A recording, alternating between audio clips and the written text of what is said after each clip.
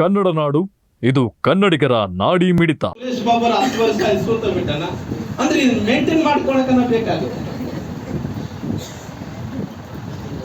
ಹಂಗ ಈ ದೇಶದ ಪ್ರಧಾನಮಂತ್ರಿಗಳಂತ ನರೇಂದ್ರ ಮೋದಿಜಿಯವರು ಒಂದು ಒಳ್ಳೆ ಉದ್ದೇಶ ಇಟ್ಕೊಂಡು ಇವತ್ತು ಕೆಲಸಗಳನ್ನು ಮಾಡ್ತಾ ಇದ್ದಾರೆ. ಇವತ್ತು ನೀವು ಬಜೆಟ್ ನೋಡ್ಬೇಕು ಸುರೇಶ್, ನೀವು ತಿಳಿಸ್ಬೇಕು ಬಜೆಟ್ ಅಣ್ಣ, ಬಜೆಟ್ ಎಷ್ಟು ಬ್ಯೂಟಿಫುಲ್ ಬಜೆಟ್ ಅಣ್ಣ, ಬಹಳ ಚಲೋ ಇದೆ ಅಣ್ಣ ಬಜೆಟ್. ನೀವು ನೋಡಿ, ಜೊತೆಲಿ ಇವತ್ತು ಏನು ಸಣ್ಣ ಪುಟ್ಟ ವ್ಯತ್ಯಾಸಗಳು ಏನಿದಾವೋ ಅವೆಲ್ಲ ಕೂಡ ಸರಿ ಹೋಗ್ತಾವ. ಈ ರಾಜಕಾರಣಿಗಳು ಅಂದ ತಕ್ಷಣ ನಾವೆಲ್ಲರೂ ಕೂಡ ಏನೋ ಒಂದು ಮಾತಾಡಿಕೊಂಡು ಲೈವ್ ಅಲ್ಲಿ ಇರ್ಬೇಕು, ಇಲ್ಲದ ಜನರು ನಮ್ಮನ್ನು ಮರೀತಾರೆ. ಇವಾಗ ನಮ್ಮ ಪರಿಸ್ಥಿತಿ ಏನಂದ್ರೆ ಬಾಯಿ ಬಿಚ್ಚಲಿದ್ರೆ ಏನಾಗ್ಬಿಡ್ತದೆ, ಮಾತಾಡಕ್ ಬರಲ್ಲ. ಈ ಬಾಯಿ ಬಿಚ್ಚಿದ್ರೆ ಮಾತ್ರ ನಾವು ಟಿವಿಯಲ್ಲಿ ಮಾತಾಡಿದ್ರೆ ಕಾಣಿಸ್ಬಿಡ್ತಾರೆ, ನಮಗೆ ಸ್ವಲ್ಪ ಬೆಲೆ ಬರ್ತದೆ. ಈ ರಾಜಕಾರಣಿಗಳು ಅಂತ ಏನಾಗ್ತದೆ, ಉದ್ಯೋಗ ಏನು ಮಾತಾಡೋದೇ ಉದ್ಯೋಗ.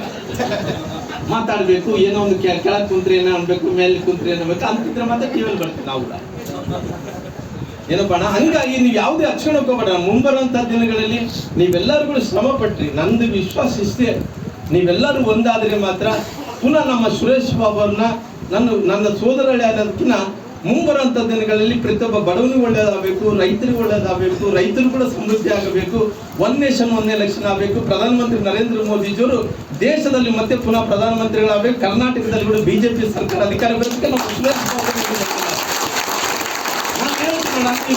ಸೋಲನೆ ಮಾಡಿ ನೋಡ್ಕೊಳ್ರಿ. ಮುಂಬರುವಂತ ದಿನಗಳಲ್ಲಿ ಬಿಜೆಪಿ ಸರ್ಕಾರ ಬಂದಂತ ಟೈಮಲ್ಲಿ ನಿಮ್ಗೆ ಯಾವ ರೀತಿಯಲ್ಲಿ ಅಂದ್ರಿಗಿನ ಇವತ್ತು ಬೇರೆ ಬೇರೆ ಫ್ರೀ ಸಿಮ್ಸ್ ಅವೇನೇನು ನಡೀತಾ ಇದಾವೋ ಅವೆಲ್ಲ ಒಂದು ಕಡೆ ಇಟ್ಟರೆ ಕೂಡ ಇವತ್ತು ನರೇಂದ್ರ ಮೋದಿ ಕೊಡ್ತಾ ಇರುವಂತ ಎಲ್ಲ ಯೋಜನೆಗಳು ಇವತ್ತು ಬಹಳಷ್ಟು ಚೆನ್ನಾಗಿದಾವ. ಅದಕ್ಕೋಸ್ಕರ ಮುಂಬರುವಂತ ದಿನಗಳಲ್ಲಿ ಪಾರ್ಟಿ ಸಂಘಟನೆ ಮಾಡೋಣ. ನೀವಿನ್ನು ಕನ್ನಡ ನಾಡು ವಾಹಿನಿಯನ್ನ ಸಬ್ಸ್ಕ್ರೈಬ್ ಮಾಡಿಕೊಂಡಿಲ್ವಾ? ಈಗಲೇ ಸಬ್ಸ್ಕ್ರೈಬ್ ಮಾಡಿ, ಬೆಲ್ ಐಕಾನ್ ಅನ್ನ ಒತ್ತಿ ನೋಟಿಫಿಕೇಶನ್ ಗಳನ್ನ ಪಡೆಯಿರಿ.